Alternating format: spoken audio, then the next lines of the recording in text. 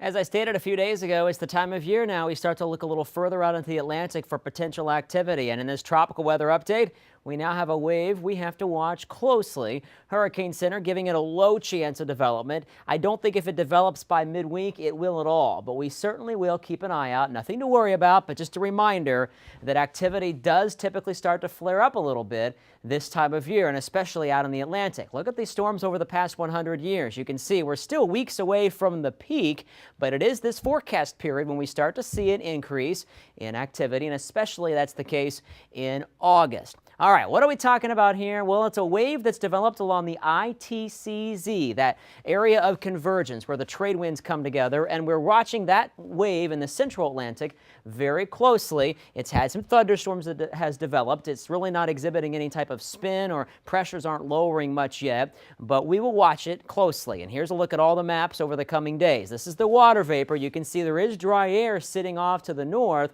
but the wave seems to be carrying its own moisture, so I don't think dry air is going to really cause too much trouble for development. In fact, here's future track. You can notice that as we move into Wednesday and Thursday, the wave still shows up with moisture all the way into the Leeward Islands by the end of the week. But what else is going on? Pressures to the north are very high.